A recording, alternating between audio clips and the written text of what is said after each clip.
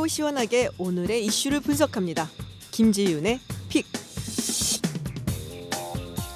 구로구 콜센터에서 집단 감염자가 나오는 바람에 수많은 기사가 쏟아졌습니다. 그중 한 기사가 눈길을 끌었습니다. 여의도 증권가가 화들짝 놀랐다라는 문장으로 시작하는 이 기사에서는 구로구 콜센터 직원인 40대 여성 A씨에 대해 이야기하고 있습니다. 이 확진자는 사실 새벽에 녹즙 배달원으로 일하고 난 후 구로구 콜센터에서 근무를 한 투잡 근로자였다고 합니다. 기사는 여의도의 두 대형 증권사에 녹즙을 배달해온 A씨의 확진 소식에 증권사 직원들이 놀랐고 또 증권사들은 방역을 하느라 발칵 뒤집어졌다는 여의도에 초점을 맞춘 사실 위주의 건조한 내용이었습니다. 그런데 가끔은 이런 기사를 읽고 다른 스토리가 그려지기도 합니다. 이른 새벽부터 녹즙을 배달하고 콜센터에서 일을 했던 40대 여성은 자녀의 학원비를 벌기 위해서였는지 생계를 책임져야 했던 것이었는지 저야 자세히 알지는 못하지만 참으로 치열하게 쉬지 않고 삶을 살아내고 계시던 분이었구나.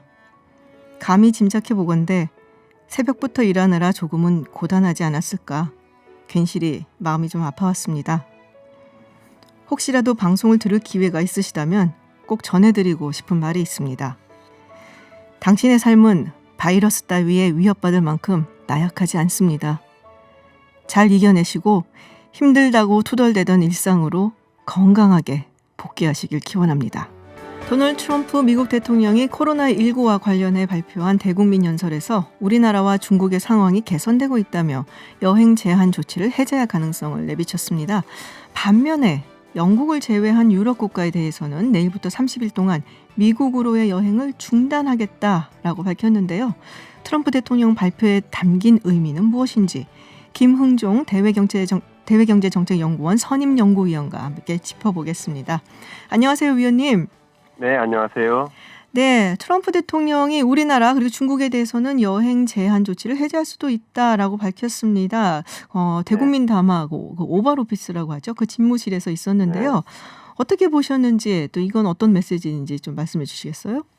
네, 일단은 우리나라와 중국에서 이제 가장 현재 확진자가 중국에서 제일 많았고, 그랬는데 어느 정도 잡혀가는 것 아닌가 하기 때문에 네. 이 부분에 대해서는 약간 좀 뜸을 들이면서 오히려 이제 유럽 쪽에 대해서 타격을 가하기 위해서 이제 그렇게 먼저 앞에 얘기를 한 것이 아닌가 이제 그렇게 생각이 되고요. 네. 일단은 우리로서는 약간 좀 희망적인 그런 메시지가 되겠습니다만은 유럽 상황이 또 굉장히 안 좋아지게 되게 될 것이기 때문에 역시나 좀 경계감이 있는 그런 발언이라고 볼 수 있겠습니다. 네, 사실 최근 유럽에서 굉장히 심상치가 않거든요. 아주 확진자가 급증을 하고 있기 때문에 유럽에 대해서 경계심을 좀 많이 갖는 게 당연해 보이기도 합니다. 근데 굉장히 강경하단 말이에요.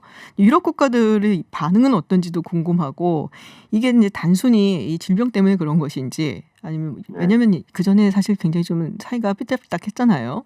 어떻습니까? 네, 사실은 지금 질병 자체도 사실 문제인 것이 지금은 폭발적으로 이제 이게 발현이 된 것이 아니라 찾아내고 있는 그런 단계거든요. 네. 마치 마치 우리나라가 한 열흘 전에 그랬듯이 지금 현재 유럽의 상황은 우리나라 같이 이렇게 잘 통제되고 그리고 또 국민들이 잘 경각심을 가지고 그렇게 하는 것은 아닙니다.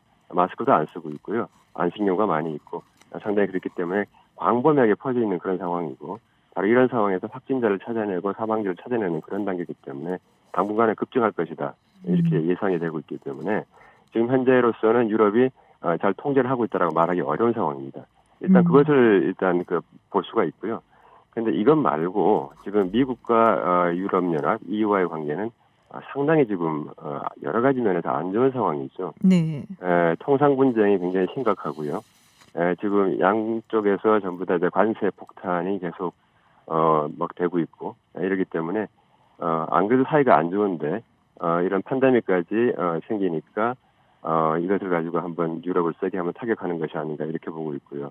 지금 미국 상황이 사실은 좋지 않죠. 네네. 지금 현재 어떻게 될지 잘 모르고 있는 상황인데 일단 앞으로 좀 부정적인 면이 많이 퍼지더라도 이 질병에 대해서 결국 유럽에게 탓을 돌리는 이러한 다른 국가로 탓을 돌리는 이제 이러한 것을 좀 밑밥을 깔아놓는 게 아닌가 이제 그런 생각이 듭니다. 네. 예. 그럼 유럽하고 좀 사이가 지금 안 좋다라고 말씀하셨는데 사실 미국하고 네. 중국하고 무역 전쟁이 어쨌든 뭐 1차 합의 있으면서 좀 풀어지나 하고선 그다음에 바로 때렸던 게 EU였거든요. 네. 예. 좀 자세하게 좀 설명을 해 주시죠. 사실 그 미국과 유럽과는 옛날부터 여러 가지 통상 현안이 있었습니다만은 이렇게까지 서로 그냥 대놓고 이렇게 하는 경우는 사실은 그 전례가 없는데요. 원래 흔히 그 구글세라고 해서 디지털세를 유럽이 부과하겠다고 그렇게 네네. 했었죠. 가파라고 이제 그 구글 그리고 애플 뭐 페이스북 그리고 이런 아마존 이런 기업에 대해서 이런 기업들이 사실 유럽에서 엄청나게 많은 수익을 올리고 있는데 사업장이 유럽에 없다는 이유만 가지고 세금을 거의 안 내고 있거든요. 네네. 아일랜드에 있는 사업장 외에는. 이제 그렇다 보니까 이게 우리가 디지털 기업에 대해서 어떻게 과세해야 될지도 사실 원칙적으로 전 세계적으로 지금 현재 정해진 규칙이 없고요. 그것에 대해서 프랑스를 중심으로 해서 굉장히 디지털세를 크게 부과를 해야 된다고 강경하게 나왔습니다. 결론적으로 말씀드려서 지금 현재 디지털세는 일단은 유럽이 1년을 연기하기로 고려하는 걸 좀 연기하기로 네네. 부과하는 것을 그냥 그렇게 돼 있지만 앞으로도 계속 불씨가 남아 있는 상황에서 또 유럽 연합이 이번에 새로 집행부 구성되면서 탄소세를 또 이제 부과를 하겠다라고 탄소세. 탄소세 이거는 네. 이제 결국 뭐냐면은 기후 변화 이런 문제가 있고 여러 가지가 있는데 탄소를 많이 배출하는 기업이 또는 만들어낸 그런 물자가 유럽으로 수입될 때 탄소를 많이 배출했으니까 탄소세를 부과하겠다는 거거든요. 환경에 대해서 이제 세금을 이제 물리겠다 이런 그런 거죠. 건데 네. 이제 그렇게 이제 기본적으로 환경에 대한 어떤 환경 보호 차원도 있지만 또 한 가지는 뭐냐면은 유럽의 기업들은 굉장히 강한 그런 환경 규제 때문에 많은 비용을 들어가면서 생산하고 있는데 네. 뭐 중국이라든가 다른 나라에서는 그런 규제 없이 하고 있기 때문에 음. 그건 공정하지 않다는 것이죠. 마치 이제 우리나라에 대해서 모든 그 노동 조건을 다 준수하라라고 얘기하는 것과 마찬가지입니다. 공정한 그 무역을 위해서는 네. 그렇게 공정한 무역을 안 할 거면은 우리가 벌금을 부과하겠다는 얘기고요. 지금 이런 문제 때문에 다시 그것도 탄소세 문제가 다시 나와 있고 있기 때문에 미국과 지금 그 유럽연합과는 굉장히 좀 심각한 그런 의견의 불일치를 보고 있고 이것이 지금 계속 지금 어떤 그 과거 같으면 우호적으로 테이블 밑에서 이렇게 서로 논의가 됐는데 이것이 서로 공개적으로 테이블 위에서 서로 태격하는 모습을 현재 보이고 있어서 상당히 우려스럽습니다. 네. 영국이 빠졌습니다. 물론 이제 영국이 예. 이제 유럽 연합에서 빠지게 되는 것이기도 네. 하고 또 네. 영국은 네. 또 미국한테는 굉장히 특별한 국가이기도 하죠. 우리가 보통 뭐 예. 파이브 아이스라고 얘기를 하는 그렇죠. 정보를 네. 공유하는 이제 그 5 네. 국가 중에 하나이기도 하고. 근데 그런 정치적인 것도 고려가 됐던 건지 아니면은 지금 뭐 경제적으로 봤을 때 무역 측면에서 봤을 때 영국하고 미국은 유럽 연합과 미국보다는 훨씬 사이가 좋은 건지 궁금한데요. 일단은 이제 현재 트럼프 정부가 유럽을 바라보는 시각은 디바이드 앤 룰을 하겠다는 것이고요. 영국은 별도로 하겠다는 것이고. 그 대륙과 영국을 가르겠다는 얘기인가요? 예, 가르겠다는 겁니다. 아. 예, 가르겠다는 것이고 영국을 살살 달래가지고 자기 말을 듣도록 하겠다 이런 의미가 있고요. 네네. 그래서 그거에 대해서 유럽이 굉장히 경계를 하고 있고 그건 이제 그럴 수 있다고 치는데 유럽에서 가장 우려하는 것은 현재 영국과 미국이 통상 협상을 이제 FTA 협상을 시작을 했거든요. 조금씩 네네. 했는데 여기서 이거를 하면서 영국이 미국의 완화된 기준을 받아들여가지고 결국 스탠다드 그 기준을 갖다 굉장히 약화시키는 거 아닙니까? 예를 들어서 위생 기준이라든가 네네. 이런 거 약화시킴에 되면은 유럽 내로 지금까지 철벽을 쳐왔는데 미국의 기준에 그대로 들어오는 거 아닌가 이런 우려를 갖고 있습니다. 지금 영국과 미국이 통상협상에서 이견을 갖고 있어요. 지금 네. 예를 들어서 생닭 같은 거 생닭을 어떻게 그 위생 검역을 하느냐 이런 문제에 대해서 있는데 지금까지 갖고 있는 영국의 기준은 유럽연합 기준과 똑같았습니다. 좀 더 그런데 세겠네요. 그러니까 약간 기준이 더 높고. 맞습니다. 네네. 예, 높은데 미국은 그걸 갖다가 낮추라고 얘기하고 있고 영국은 이거에 대해서 곤란하다라고 얘기하고 있습니다. 요 정도 상황입니다. 그러니까 테이블 위에서 서로 막 맞부딪히고 욕을 하고 싸우고 있는 상황은 아니고 네네. 곤란하다는 상황이기 때문에 어쨌든 간에 영국을 구슬려야 될 필요가 있고요. 미국 입장에서는요. 그래서 현재 그런 식으로 지금 현재 진행이 되고 있으니까 사실 지금 영국도 굉장히 이 코로나 바이러스 이 문제가 심각한데도 불구하고 일단은 이 부분을 좀 분리를 해서 하겠다라고 하는 그런 입장이 좀 있는 것 같습니다. 그러니까는 미국하고 영국하고 지금 통상 협상을 하는데 미국의 네. 기준을 받아들이게 되면은 이제 영국의 기준이 이전에는 유럽 연합과 똑같아서 굉장히 높았는데 뭐 노동이라든지 환경이라든지 네. 이런 부분이 미국하고 협상해서 만약에 이게 낮춰지게 되면 사실 영국하고 EU도 협상을 또 해야 되잖아요. 예, 지금 네. 굉장히 우려스러운 게요. 네. 보리스 존슨 새로 총리가 된 영국 총리가 기준에 있어서 사실 그 전까지 영국의 공식 입장은 뭐냐면 브렉시트를 하더라도 영국이 유럽보다 기준이 낮은 그런 거를 할 그런 우리가 그런 나라냐, 우리 선진국인데. 믿어봐 이런 거예요. 예, 네. 그런 거였다가 지금 보리스 존슨 총리가 들어오고 나서 우리가 유럽 기준을 반드시 따를 필요는 없는 거 아니냐 이렇게 얘기를 하는데 그것이 기준을 낮추는 거 아니냐. 생닭에 대해서 그 염소화 처리하는 그 위생 검역 기준을 갖다가 아예 없애가지고 없애는 거 아니냐. 그렇게 되면 미국에서 염소 처리한 그것이 이제 그대로 영국으로 수입되는 거 아니냐. 이런 우려를 굉장히 가지고 있는 것이죠. 그렇군요. EU 측이 그럼 어떻게 반응을 할 거라고 보세요? EU 측은 일단은 지금 30일간 여행 자제, 여행 금지 자제 네. 이런 것 때문에 주가가 급락하는 그런 상황으로 좀 갔고, 안 그래도 팬데믹에다 문제가 있고, 현재 2만 3천 명 이상의 확진자가, 가고 있고 한데, 이번에 일단은, 미국에 대해서, 결국은 표면적으로는 이제 코로나 바이러스 문제니까 이 문제에 대해서는 우리가 잘 통제를 하고, 우리가 최선을 다해서 하고 있으니까, 조만간 잡힐 것이다라고 그렇게 공식 입장을 내겠습니다만, 지금은 앞으로 한 열흘 정도 동안은 계속 들불처럼 계속 유럽에서 확진자가 늘어나고 사망자가 늘어날 것으로 그렇게 예상이 되고 있기 때문에 상당히 지금 현재 입장이 곤란한, 그래서 일단은 좀 불을 좀 끄고 가야겠 되는 그런 상황이다 이렇게 보고 있고요. 그렇군요. 예, 지금 대혼란입니다. 대혼란. 유럽은 왜냐하면 유럽과 미국은 우리나라와 중국과 같이 그렇게 굉장히 밀접하게 서로 네. 그동안에 사람들이 많이 왔다 갔다 하고 있었던 그런 상황이었기 때문에 지금 굉장히 혼란스러운 그 상황이고 일반 국민들도 트럼프 인터뷰에 어떤 그 효과를 갖다 체감하고 있는 현재 그런 상황이 되고 있습니다.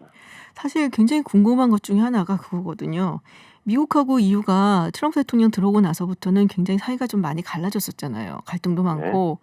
네. 근데 영국은 이미 이제 나오게 된 것이고 어떻게 보면 대륙 유럽 국가들하고 미국과의 관계가 있는데 이 코로나19가 끝나고 난 다음에 그 다음에 어떤 국제 정세라든지 미국과 유럽의 관계는 더 벌어질 것 같다는 생각이 드는데 그러면 이게 어떻게 될 거라고 보십니까?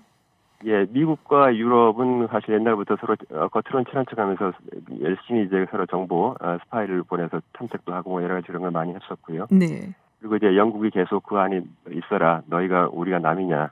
그 안에 있어서 좀 많은 좀 정보를 우리한테 좀 제공해라 하는 게 미국의 기본적인 입장이었는데 네네. 트럼프 정부가 와서 그것이 바뀌었죠. 야, 그런데 가 있냐. 발 담그지 말고 아예 나와라. 네. 그렇게 하면서 겉으로 이제 계속 압박을 하는 현재 이러한 방식을 사용하고 있어서 유럽을 무력화시키려고 하고 있는데 기본적으로 트럼프의 그 유럽에 대한 생각은 그렇게 잘 살고 있으면서 돈을 안 내가지고 국방을 갖다 우리한테 의존하는 아주 나쁜 사람들이다. 이런 생각을 갖고 있습니다. 네, 기본적으로. 그러니까 네네. 국방비를 더 내라. 그러니까 유럽의 대응은 뭐냐면 그럼 우리가 EU 차원의 군대를 만들겠다 했더니 아니 EU 차원의 군대 만든다고 돈 쓰지 말고 나토에 돈을 더 내라. 네. 그래서 이 상황이고 우리는 그건 좀 그렇고 우리가 따로 그냥 우리 방위군 만들게. 이게 지금 현재 프랑스하고 미국이 가장 지금 문제가 되고 있는 것이죠. 그럼 이게 끝난 다음에는 네. 예. 네. 이게 끝나고 나면 이제 계속 끝나고 나도 이것이 이제 다 끝난 것이 아니고요. 네네. 계속 부딪힐 겁니다. 계속 부딪힐 겁니다. 그러면은 EU 차원에서의 군대 창설 이게 현실화될 수도 있겠네요. 많은 전문가들은 저는 군사 전문가는 아닙니다만 네네. 많은 전문가들 말씀에 따르면은 EU가 독자적인 군대를 운영하려면 지금보다 굉장히 많은 돈을 지출을 해야 되기 때문에 이것이 과연 가능할까? 그래서 나토가 앞으로 어떻게 되냐? 나토가 완전히 없어진다면 또 모를까? 그것이 아니라고 한다면은 굉장히 좀 한계가 있는 거 아니냐? 양쪽이 어떻게 돈을 지출하겠느냐? 그러나 국지적인 그런 분쟁이라든가 이런 거에 대해서는 결국 그 EU가 자기 자체적으로 해결하는 그런 방식을 사용해야 되지 않겠냐? 왜냐하면 아시다시피 1990년대 유고 사태 때 네네. 그것은 EU로서는 아주 뼈아픈 그런 일이었거든요. 그렇죠. 바로 앞마당에서 그러한 참국이 벌어졌는데 아무것도 못했다고 하는 것이. 그래서 적어도 그런 것은 일어나지 않도록 해야 되는 거 아니냐라고 하는 것이 프랑스 중심으로서 굉장히 말이 지금 높아지고 있는 건 사실입니다. 네. 네, 오늘 뭐 긴 말씀 잘 들었습니다. 다음엔 스튜디오로 모셔서 또 다른 유럽 이야기 예. 나눠봤으면 좋겠습니다. 오늘 고맙습니다. 네네. 예, 감사합니다. 네, 지금까지 김응종 대외경제정책연구원의 선임 연구위원과 함께했습니다. 세계보건기구 WHO가 코로나19에 대해 세계적 대유행인 팬데믹을 선언했습니다. 지난 12월 말 중국에서 시작된 코로나19 사태 70여일 만인데요. 감염병 전문가와 이야기 나눠보겠습니다. 이재갑 한림대 강남성심병원 감염내과 교수 전화 연결돼 있습니다. 안녕하세요, 교수님. 네, 안녕하세요. 네, 조금 늦었다는 얘기가 나오고 있습니다. 뭐 그전에도 벌써 막 팬데믹 선고 안 하냐 그런 얘기가 있었는데 어떻게 보세요? 일단은 사실 이제 이란하고 이탈리아 상황으로 인해서 중동이나 유럽이 이제 문제가 되기 시작했을 때쯤에 이미 이제 팬데믹 선언을 했었어야 될 거라 생각은 드는데요. 네. 이제 WHO 입장에서는 사실 그 팬데믹 선언을 한다 그래서 자기네가 할 수 있는 영역이 지금 별로 없거든요. 그러니까 그런 상황 때문에 아마 늦춰지고 있다. 도저히 상황이 이제 컨트롤 안 될 것 같으니까 어쩔 수 없이 선언한 거라 생각이 듭니다. 사실 그동안 얘기가 굉장히 많았어요. 가브리엘세수스 그 사무총장이 중국 눈치를 많이 본다. 자기가 사무총장 선출될 때 뭐 그런 중국의 도움이 있었다라는 얘기도 있고, 뭐 팬데믹 선포를 하면서 뭐 그렇다고 해서 구체적으로 뭘 어떻게 해라 뭐 이런 얘기는 없었어요. 또 이거 그러면 어떻게 해야 되는 건가요? 사실 이제 우리나라 같은 경우는 먼저 유행이 됐기 때문에 네. WHO 권고 수준보다도 더한 그런 방역들을 시행을 하고 있고, 네. 국민들이 뭐 사회적 거리두기와 같은 그런 자발적인 이제 뭐라 그럴까요? 그러니까 전파를 차단할 네네. 만한 그런 행동을 이미 하고 있었는데요. 근데 그래서 WHO 권고하는 내용을 보면 사실 우리나라에서 이미 다 하고 있는 거를 오늘 권고를 했고요. 다만 이제 우리나라는 중국에서 했던 것처럼 아주 강력한 그런 방역 정책을 하는 게 맞겠다. 이제 이 정도의 권고 수준이어서 사실 선언적인 의미 외에는 특별한 게 사실 없었고요. 네. 사실 이제 팬데믹을 선언하는 주된 이유는 여러 국가들이 이제 잘 준비를 해야 된다 이런 걸 강조하는 측면도 있지만 세계적인 연대를 통해서 이제 그런 자체적인 방역이라든지 또 자체적인 그런 감시 체계를 가지지 못한 그런 아프리카라든지 뭐 아시아권의 이제 일부 저소득 국가들 이런 국가들을 지원하기 위해서 보통 선언을 하고 집중적으로 노력하자 이런 건데 지금 이런 거에 동참해야 될 많은 국가들이 현재 지금 자국 자체가 문제가 돼 있잖아요. 유럽이나 네. 미국이나 미국이나 뭐 일본이나 우리나라를 포함해서.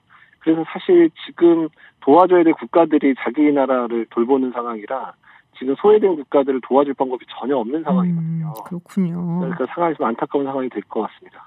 근데 그런 얘기가 있더라고요. WHO가 그러면 팬데믹을 선언을 하면 뭐가 달라지냐 뭐 이런 얘기들이 있는데 다른 것들은 뭐 사실은 뭐 여러 컨테인먼트에서 뭐 다른 방식으로 바뀐다라든지 뭐 이런 얘기들이 있지만 이 부분이 되게 컸던 것 같아요. 이제 약을 제네릭이라고 하나요? 이게 복제해서 쓸 수 있도록 그게 굉장히 크다라는 얘기를 했던데 지금 약이 없는 상황이잖아요.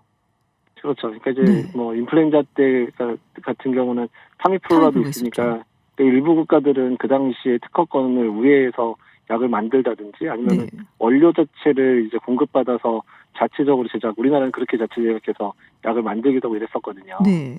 근데 이제 지금은 그런 약이 없는 상황이니까 그런 부분보다는 신약이 개발되고 있는데 그 신약 개발의 임상 연구나 이런 걸 촉진하는 그런 차원 정도의 후원이 가능할 것 같고요.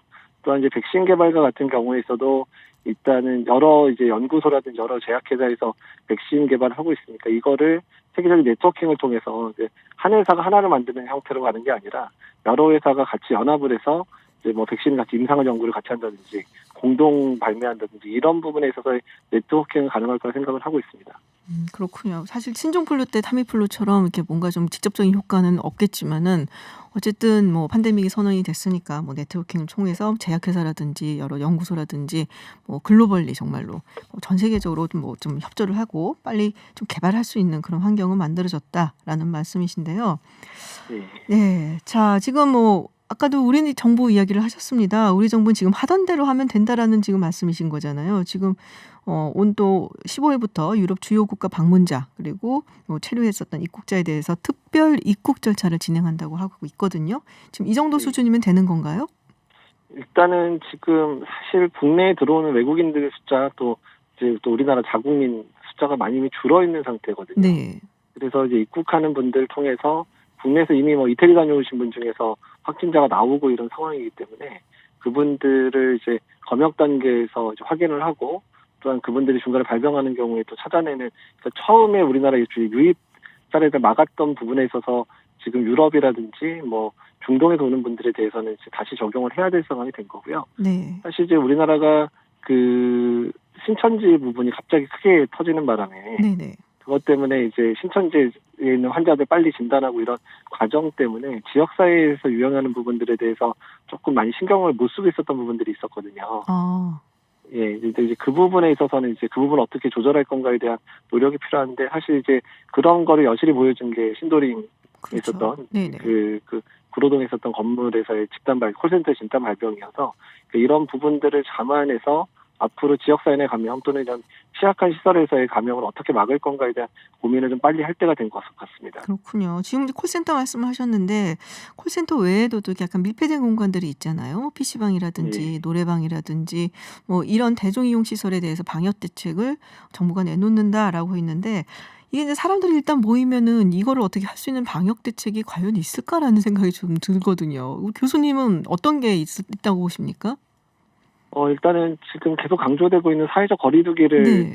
이제 계속 지켜가야 되는 상황들이거든요. 근데 이런 곳은 일단 사회적 거리두기를 안 하는 게 전제가 된 것이잖아요, 사실. 그렇죠. 그래서 이제 네. 그래서 사실은 방문을 자제한다든지 음. 또는 만약에 그런 곳에 어쩔 수 없이 있게 되는 상황이라면 마스크 착용을 꼭 한다든지 손위생을 열심히 한다든지 이제 이런 건데, 사실 이제 이렇게 밀폐되고 사람이 많이 모이는 상황 자체를 제거해야 되는 상황이기 때문에요. 그러니까 안 모이는 게 좋긴 좋은데 다만 이게 대부분 영업장들이거나 직장이거나 이런 상황들이잖아요. 네네. 그렇기 때문에 이런 부분들이 단순히 그냥 가지 마라고 끝내버리면 뭐 사람들이 안 가면 끝나지만 회사나 그런 영업장에 해당되는 부분들의 소상공인들은 상당히 피해를 볼 수밖에 없기 때문에 그렇죠. 그런 피해를 최소화할 수 있는 이제 방역적인 측면 외에 사회경제적인 여건이 갖춰지지 않으면 그런 곳에 사람이 못 모이게 할 수 있는 방법이 없기 때문에 이제는 단순히 방역의 차원이 아니라 사회경제적인 차원을 고려한 배려들이 있어야 이제 이런 사회적 거리두기가 완성될 수 있다는 생각이 듭니다. 지금 이제 콜센터 감염자들 이야기가 나왔는데 이분들 이제 지하철 이제 출퇴근 시에 지하철도 이용하고 또 버스도 이용하고 그랬단 말이에요. 근데 네. 신도림역 같은 경우는 저도 2호선 타봐서 알지만 정말 이동 인구가 많아요. 아시겠지만 네. 이러면 뭐 역학조사라든지 동성파악 이게 거의 불가능한 상황이 아닌가 싶거든요. 근데 지하철 타는 시민들 어떤 점에서 유의를 해야 되는지 미리미리 방지를 하려면 어떻게 보세요? 사실 100여 명 넘게 환자가 발생을 한 데다가 대부분 네. 대중교통 이용하셨기 때문에 사실 버스라고 해도 사실 지금 추적하기 힘든데 네. 사실 지하철에 타신 분들을 역학조사 단계를 통해서 찾아내기는 거의 불가능합니다. 뭐 옆에 누가 앉았는지 앞에 누가 있었는지를 그렇죠. 확인이 불가능하기 때문에, 그래서 이런 경우는 역학조사를 해결해야 되는 부분이 아니고요. 홍보를 통해서 주로 이번에 발생한 100여 명의 사람들이 주로 뭐 지하철, 메트로선을 어디서부터 어디서 이용했다는 그런 권역을 나타내주고, 그다음에 그 사람들이 주로 많이 다녔던 시간대도 알려줘서 그 시간대에 이용했던 분들 중에서 이제 호흡기 증상이나 이제 발열이 있는 분들은 1339 연락해서 바로 이제 그 선별요소에 가도록 이제 유도하는 방법밖에는 뾰족한 방법이 없거든요. 그래서 이제 이런 부분 시민 의식에 기대해서 해결할 수 있는 방법밖에 없습니다. 근데 지금 대중교통은 기본적으로 사회적 거리두기가 안 되잖아요, 교수님. 2m를 어떻게 유지를 하겠습니까? 그러니까 이제 사회적 거리두기를 이제 할 수 있는 방법이라면 그러니까 이것도 말씀드린 대로 개인이 노력해서 할 수 있는 부분이 아니라 개인들은 이용을 할 수밖에 없잖아요. 그렇죠. 그렇기 때문에 사회적인 배려가 필요한데, 만약에 전체적으로 뭐 이제 출근 시간들을 이제 차등화시켜서 뭐 7시부터 뭐 11시까지 차등화시켜서 이제 그 대중교통의 밀집도를 떨어뜨릴 수 있는 방법들을 선택을 해야 되고요. 네. 그다음에 그런 시간대에 더 지하철 편수라든지 버스 편수를 늘려서 오히려 이제 많은 차량이 왔다 갔다 하게 되면 개별 차량에 타는 사람 숫자를 줄일 수 있잖아요. 네네. 이제 그런 방법들을 강조해야 되고, 또 어쩔 수 없이 마스크가 좀 많이 부족한 상황이긴 하지만 이런 직장을 꼭 다녀야 되는 분들한테 배려를 해서 이분들은 그런 출퇴근 때는 꼭 마스크를 쓸 수 있도록 좀 배려할 수 있는 그런 부분도 필요한 거죠. 그렇군요. 밀집도를 좀 떨어뜨리기 위해서 뭐 배차를 더 간격을 줄인다든지 아니면은 출퇴근 시간을 조정을 한다든지, 그리고 개인들은 꼭 이런 밀폐된 공간에서는 마스크를 써야 된다라고 지금 말씀을 주셨습니다. 뭐 마스크도 마스크인데 일단은 모든 곳이 이제 막 갈 때마다 우리 만지는 것들이 있어요. 뭐 손잡이라든지 예. 엘리베이터 버튼 이런 것도 저도 사실 손 소독제를 하고서는 버튼을 만지고 또 발라야 되나? 막 이런 생각을 하는데 TBS 건물도 엘리베이터 버튼에 항균 필름 붙여놨어요. 자, 그래서 이런 곳들에 대해서 뭐 확진자가 다녀갔다든지 그런데 뭐 그런 곳에는 분무 소독 같은 걸 하더라고요. 근데 이 분무 소독 방식이 오히려 감염 위험을 키운다라는 얘기가 있던데 이게 맞는 건가요? 그러니까 분무 소독이 감염 위험을 키우는 건 아닌데 네네. 분무를 하게 되면 그 소독액이 계속 이렇게 밀입자 형태로 날아다니잖아요. 그렇죠. 근데 일부 성분들은 이제 그런 폐에 대한 이제 그 문제가 생기는지 증명이 안 된 그런 소독제들이 좀 섞여 있습니다. 그래서 사실 이제 가습기 살균제 같은 효과들이 벌어질 수 있는 문제가 있기 때문에 그런 방역을 담당하는 분들이 마스크나 이런 거를 잘 쓰고 하시지 않으면 위험할 수 있거든요. 네네.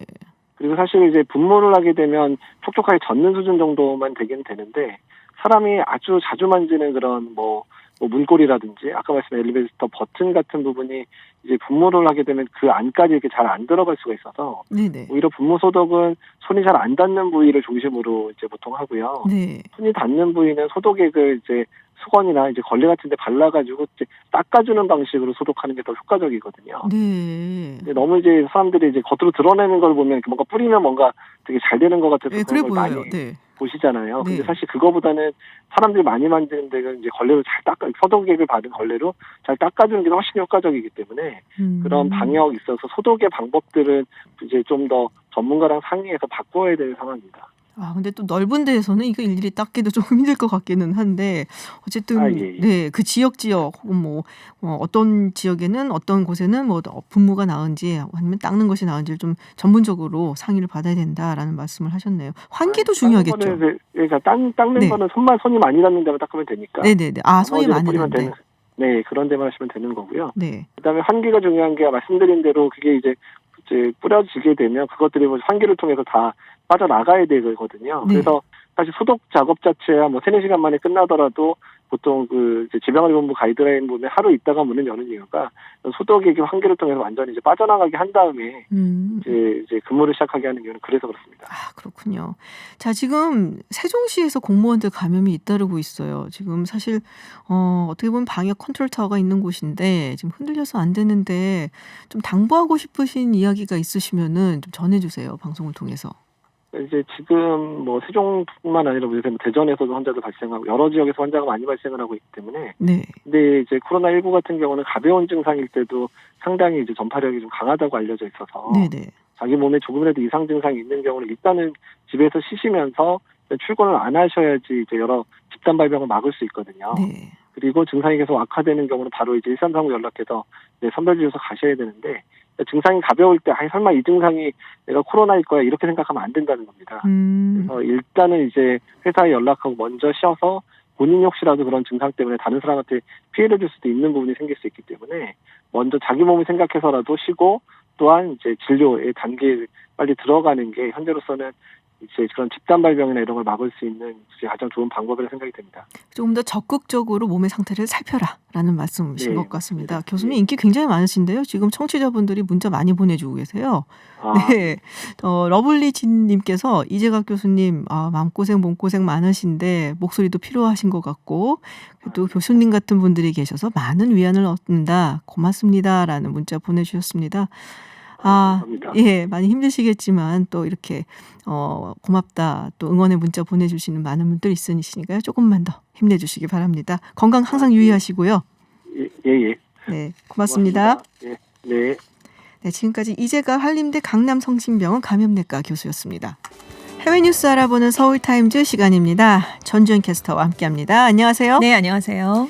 네, 이탈리아 난리가 났습니다. 지금 전국 이동 제한령을 내렸는데 상점에 휴업령을 내렸다는 소식까지 있어요. 그렇습니다. 주세페 콘테 이탈리아 총리가요. 11일 밤에 대국민 담화를 통해서 최소 2주 동안 식품 판매점과 약국 같은 생필품 판매업소를 제외한 모든 상점에 휴업령을 내린다. 이렇게 밝혔습니다. 이탈리아 경제는 박살나겠네요. 그렇습니다. 이제. 그래서 술집, 식당, 미용실, 구내식당 다 문을 닫게 될 예정이고요. 그렇지만 가정 배달 서비스는 그대로 운영을 한다고 합니다. 네. 아무래도 다른 데가 다 마비가 되니까요. 그렇죠.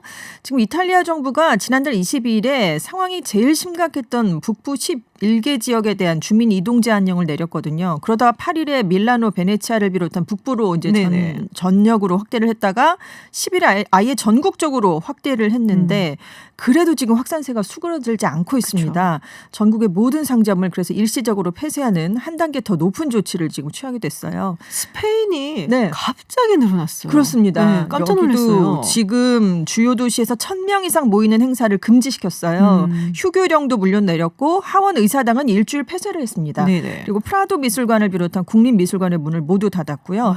지금 오스트리아도 4월 초까지 대규모 모임을 금지했어요. 그래서 네. 영화관, 콘서트홀, 대형 술집이 다 문을 닫게 됐고 네덜란드 일부 지역에서도 프로축구 경기, 콘서트, 카니발 등이 연기되거나 취소됐습니다. 아, 그렇군요. 지금 네. 뭐 이탈리아 축구 세리에 리그도 네. 지금 이제 캔슬이 됐고 그렇습니다.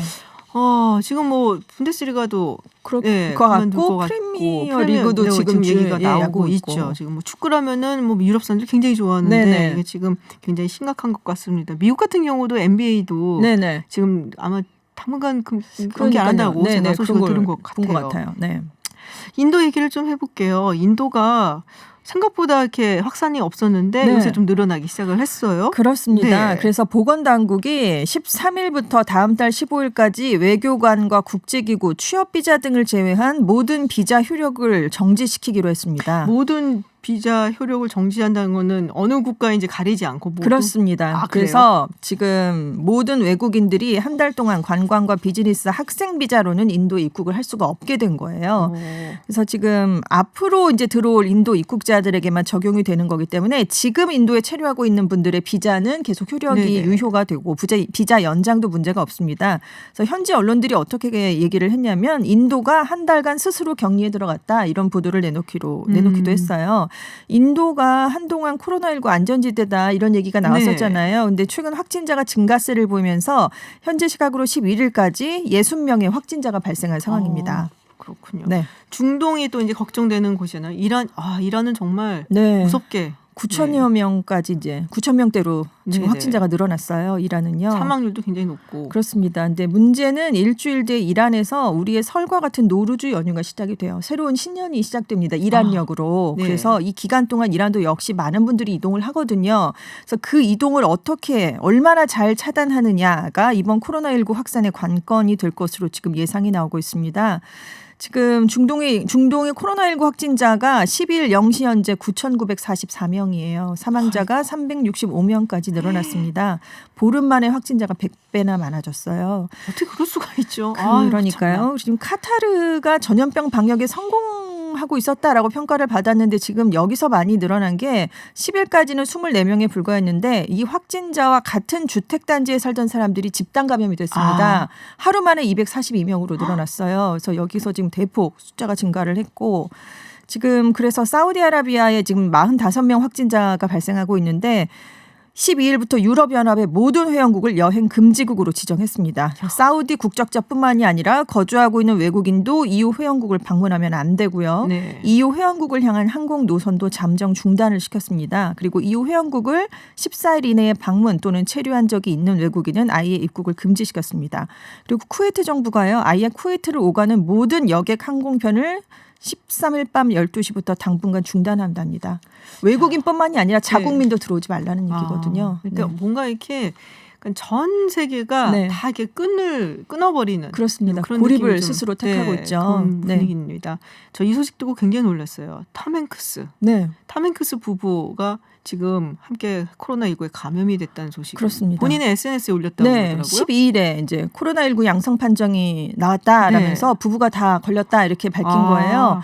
감기에 걸린 것처럼 약간 피곤하고 몸살 증세가 있었다 이렇게 얘기를 했는데 어떤 경로로 감염이 됐는지에 대해서는 언급을 하지 않았어요. 모를 수도 있죠. 네네. 네, 지금 호주에서 확진자가 120여 명, 사망자가 3명이 지금 발생한. 호주에 있는 거예요? 네네. 톰 왜냐하면 이제 행크스가? 영화 촬영 때문에 지금 호주에 가 있어요. 부부가. 그래서 지금 엘비스 프레슬리에 대한 얘기를 다룬 네. 그 영화를 제작하고 출연할 예정입니다. 네네네. 그래서 여기에서 지금 촬영이 이제 계속되기 위해서 가고 있었는데 이 영화 촬영도 지금 지장이 있을 것 같고요. 아이고. 아무튼 공중보건과 안전이 요구하는 대로 관찰받고 격리하는데 뭐 동의하겠다라면서 앞으로 상황을 계속 업데이트한다고 합니다.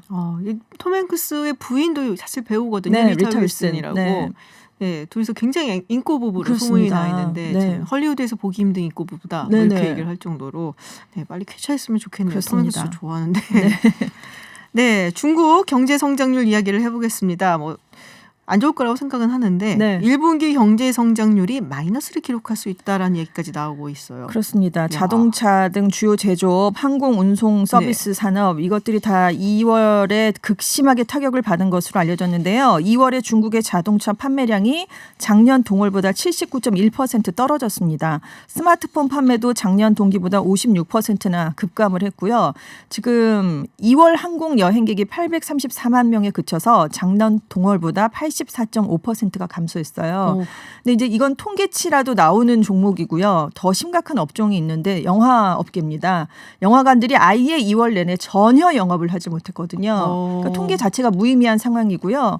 지금 중국이 이제 확산세가 꺾이니까 서서히 경제에 시동을 걸고 있거든요. 네네. 그래도 영화관 같은 공중이 밀집하는 장소의 영업이 가장 최우순위로 밀려 있습니다. 그래서 언제 재개될지 지금 가늠조차 할 수 없는 상태고요.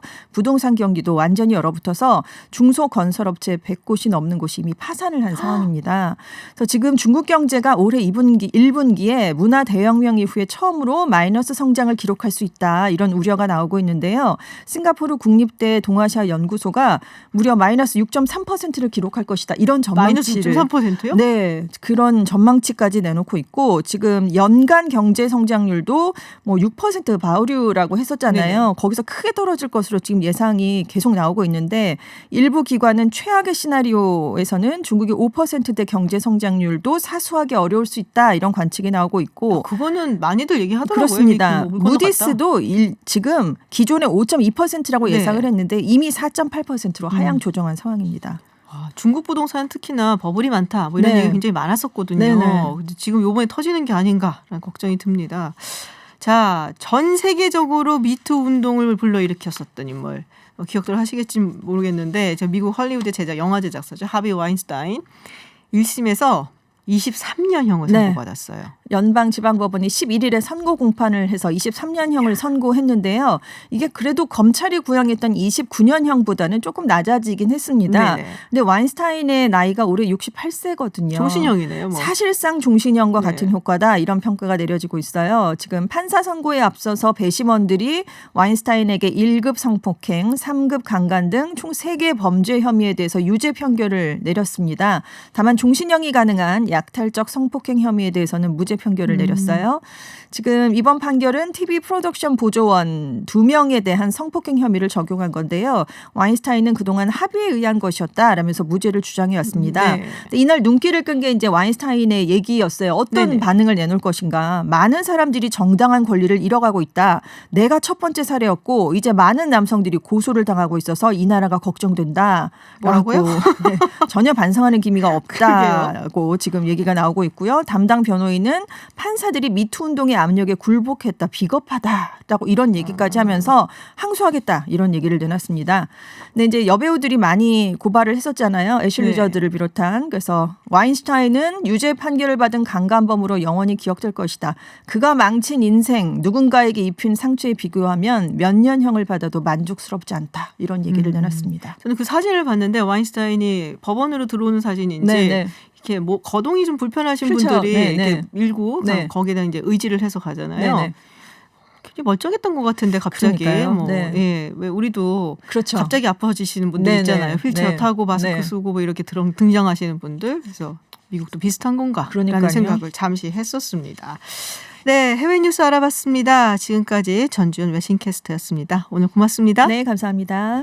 네, 뉴스 1타 강사 두 분 쌤 모셨습니다. 최영일 시사평론가, 박지훈 변호사 나오셨습니다. 어서 오세요. 안녕하세요. 안녕하세요. 네, 오늘 어떤 준비 이야기 하셨나요? 네네. 지금 코로나19가 네네. 여러 가지 일파만파 휩쓸고 있는데 네. 또 하나는 우리 일상생활의 풍속도도 바꾸고 있거든요. 어. 그것도 이제 우리가 짚어볼 중요한 대목이 있습니다. 네. 바로 뭔가요? 뭐냐면 경조사 참석이라든가 아, 맞아요. 참석은 또 둘째치고 경조사를 치러야 하는 분들, 아, 가족들, 그쵸. 당사자들.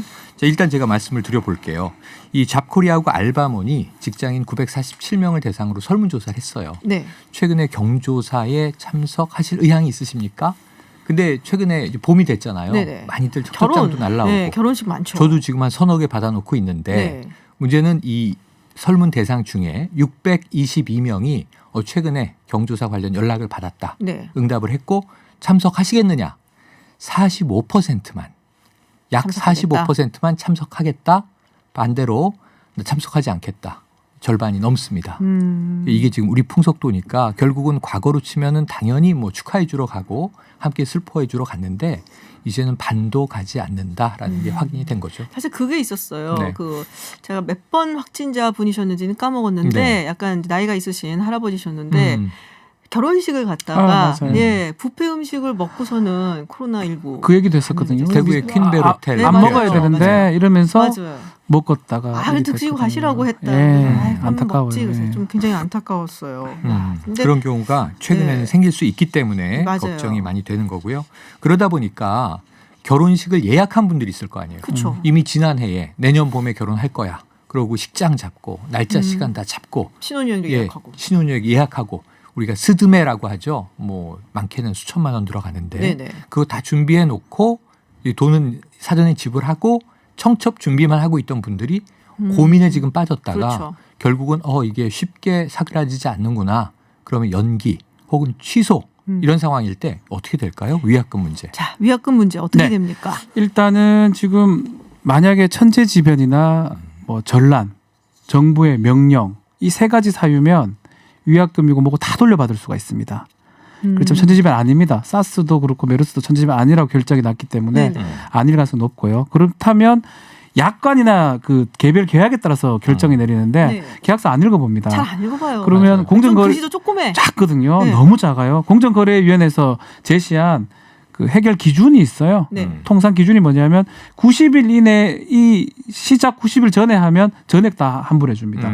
예컨대. 그러니까 석 달 남겨놓고서는 캔슬하겠습니다. 아무 상관없죠. 근데 60일 놔두고 하면 10%는 총병 10%는 돌려받지 못합니다. 30일 놔두고 하면 20%고 10일 놔두고 하면 35% 기준이 있어요. 그렇겠죠. 예식장 같은 예. 경우는 만약에 계약이 없거나 약관이나 계약 자체가 이거보다 불리하다면 이걸로 적용이 될 겁니다. 아. 그래서 그거를 통해서 뭐 달라고 요청을 할 수가 있고요. 만약에 그걸 안 준다고 그러면 뭐 소비자원이나 뭐 소송을 통해서 구제를 받을 수가 있습니다. 그렇군요. 그러니까 앞 이제 6월 뭐 한 20일쯤 결혼식을 앞두고 있다. 그러면 지금 만약에 가능합니다. 취소를 그거는 한다면은 가능하다. 90일 남았기 때문에 네. 그런 분들은 지금 하더라도 아무런 뭐 비용 그 차감 없이 다 받을 수가 근데 있습니다. 또 그런 분들은 6월 20일이면 괜찮지 않을까라는 생각들을 하실 것 같거든요. 아니 제 지인도 그렇게 하다가 지금 기다리면 계속 비용이 더 위약금이 커지거든요. 그렇군요. 참 문제가 제일 많습니다, 애매하신 지금. 분들이 제가 보기에는 4월 말 5월 초이실 것 같아요. 3월 5초가 참 3월 결혼하기 네, 좋거든요. 네, 결혼이 제일 좋을 텐데 참. 제일 애매해 지금. 그분들이 보니까. 왜냐하면 4월 15일에 총선이 있는 건 애초에 알고 있었고 그렇죠. 네. 총선 끝나면 끝나고. 이제 결혼 시즌이다. 네, 맞아요. 예, 이 빨리 하면 3월, 조금 미루면 5초 이런 정도였는데 맞아요. 지금 정말 이게 아주 아슬아슬한 시점이 돼버렸고요. 이 외에 지금 웨딩홀은 그나마 그동안 문제가 많아서 그랬는지 공정위 기준도 있고 괜찮더라고요. 네. 문제는 신혼여행 같은 거. 아. 이게 패키지로 돼 있긴 그렇죠. 한데 예. 여행사와 계약을 하긴 하는데 왕복 항공료. 항공요금은 그래도 환불 기준이 좀 또렷한 편이에요. 근데 해외 숙소 같은 경우가 네. 좀 골치가 아파질 수 있습니다. 아, 그래요? 왜요? 네네. 그러니까 여행사에서 정한 약관에 네. 이러한 경우의 기준이 정해져 있으면 아까 박 변호사 말처럼 괜찮은데 네.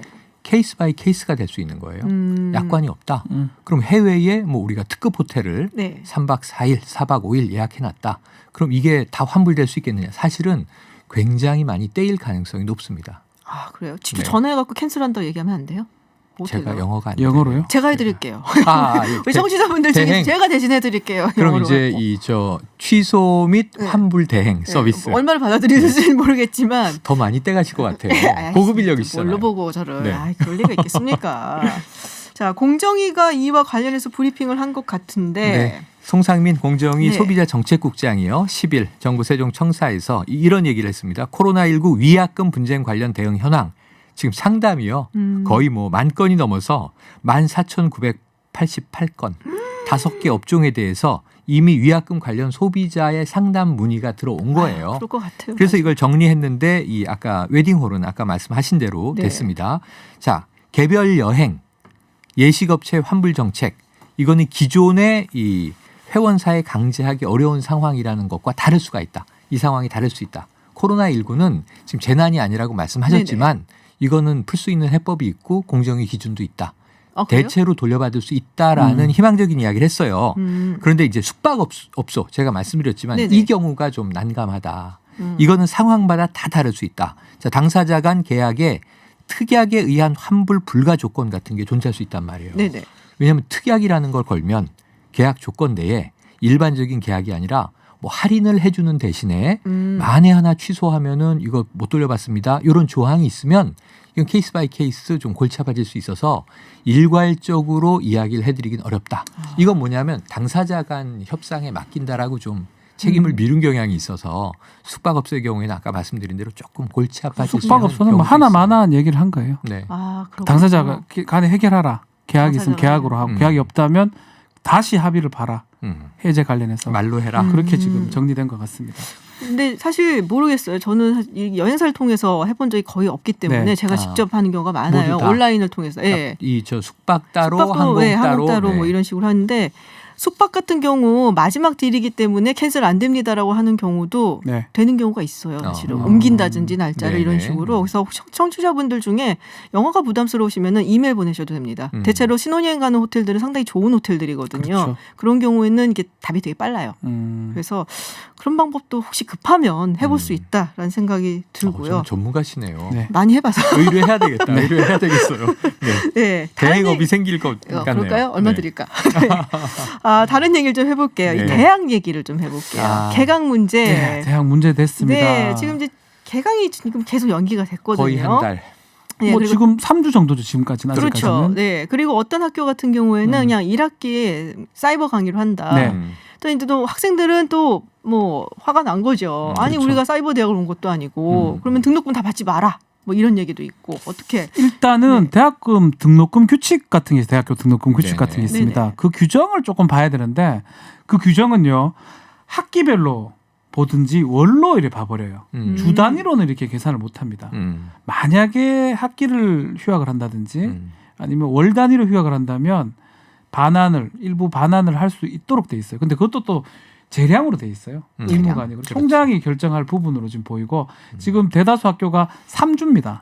그리고 3주에서 온라인 또 강의도 한다 그러니까 온라인은 또 강의로 봐버릴 수도 있고요. 네. 네. 또 그리고 또 2주 정도는 탄력을 줄 수 있도록 돼 있거든요. 네. 2주까지는 어쨌든 간에 환불 받는 상황은 안 발생할 것 같습니다. 아, 제가 그래요? 봤을 때는요. 저희 아이 같은 경우는 학원에서 네. 온라인 벌써 강의를 대학생이에요? 아니 대학생은 아닌데 학원에서 학원에서 예. 강의를 온라인으로 하면서 이렇게 그 학원비를 이렇게 깎아서 원래는 네, 출석을 하더라고요. 해야 되는 학원인데 그렇죠. 예. 인강으로 대체하면서 인강으로 대체를 하면서 가격 일부를 화상으로 환불해 하면서 주는. 예, 네. 가격을 한 이제 환불 그게 가장 예, 좀 그렇게 상거래상으로는 네네. 이 합리적인 것 같긴 해요. 이 네. 불가항력적인 상황이 그렇죠. 있으니까. 저는 사이버대 겸임 교수라 아예 온라인 동영상 강의를 하기 때문에 개강을 했고요. 문제가 없이 진행이 네네. 돼요. 거기는 상관없겠네요. 비대면 접촉이니까. 네. 사이버대들은 괜찮은데 이 같은 대학의 일반대 교수분들이 이제 온라인 강의를 하러 스튜디오로 막 밀려오는 거예요. 스튜디오가 지금 이제 10,000원이 됐어요. 맞아요. 제 후배도 네. 강의 그 찍으러 가더라고요. 근데 강의하면서 이 교수님들은 뭐가 고민이냐면 이런 상황에서 이제 학기 말에 학점을 주지 않습니까? 네네.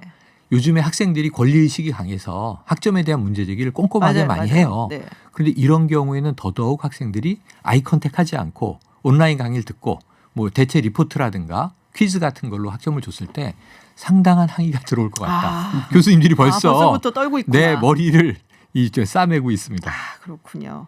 자, 다른 이야기 하나 더 해볼게요. 지금 코로나19 때문에 가족 관계가 악화되는 경우가 나오고 있다. 자, 중국에서는 지금 이혼율이 높아진다는 얘기 들었는데요. 이혼이 급증하고 있다. 뭐 네. 시안을 중심으로 해서 이게 네네. 뭐 확정된 전국 통계는 아니고 중국에서 약간 흥미성 반 또는 사회성 반 기사인데 한국은 왜 그런 거예요? 우리나라는 지금 아직 이혼 급증보다는 네네. 다른 문제가 더 큰데 어떤 문제? 육아 문제입니다. 육아 문제. 맞아요. 지금 힘들어. 긴급 돌봄 서비스를 일부 어린이집들에서 하고 있긴 한데 네. 정말 세 발의 피잖아요. 그렇죠. 맞벌이 부부의 경우에 조부모가 도와주지 못하는 가족은요 지금 큰일이에요. 그나마 이 저 할아버지 할머니가 뭐 본가나 친가나 외가에 있는 분들은 이 집에도 좀 며칠 맡기고 저 집에도 며칠 맡기고 이 떠돌이 생활을 하는데 그나마도 해결되지 않는 분들은 정말 대책이 없거든요. 맞아요. 그런데 아이들은 못 나가서 집안에서 좀이 쑤시죠. 부모들은 그 아이의 에너지를 따라가지 못해서 헉헉하죠.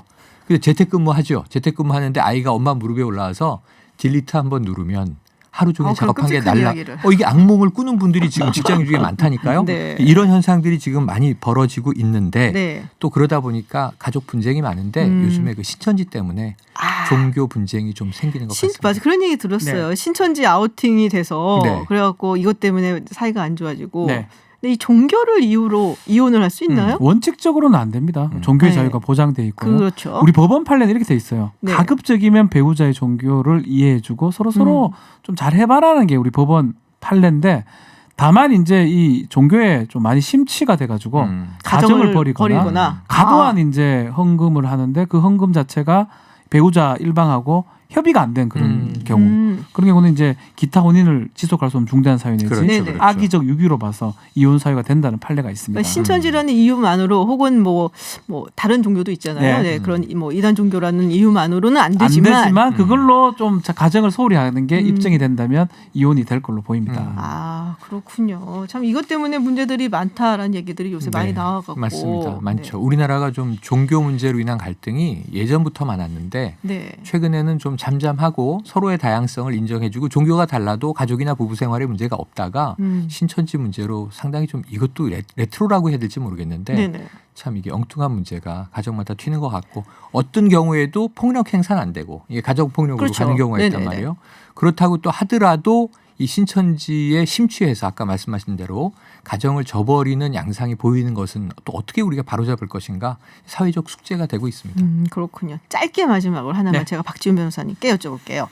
방역 같은 거, 그렇죠. 이 보면 요새 이제 선거철이니까 어. 예비 후보들이 방역 봉사 막 하고 다니는데 많이 하죠. 안 된다는 얘기도 있고 된다는 얘기도 있고 뭐가 맞나요? 좀 애매합니다. 기부 행위가 될 수가 있어요. 방역하는 것도 어쩌면 돈을 들여서 해야 되는 건데 네. 돈 안 들이고 공짜로 하기 때문에 기부 행위가 된다 그러면 방역을 예비 후보자들이 한다면 선거법 위반의 소지가 있습니다. 아직까지 판례는 없어요. 네. 한번 해보면 나중에 선거 무효될 수 있으니까 좀 조심해야 될 것 같아요. 선관위 기준으로는 공공 분야, 공공 시설, 공공 공간은 괜찮을 수 있는데 사적인 곳. 민간 부분 안 됩니다. 왜냐면 이게 기업체라든가. 약간 돈 주고 해야 되는 수수는 부분. 아니지만 네네네네. 약간 그렇게 여겨질 수 있다. 가급적이면 안 해야 됩니다. 예. 알겠습니다. 그렇죠. 자, 여기까지 이야기 듣도록 하고요. 오늘 뉴스 1타 강사 시간 마치겠습니다. 최영일 시사평론가 그리고 박지훈 변호사와 함께했습니다. 오늘 고맙습니다. 고맙습니다. 네, 두 분 보내드리면서 저도 인사드리겠습니다. 내일 저녁 6시에 다시 돌아오겠습니다. 지금까지 김지윤이었습니다.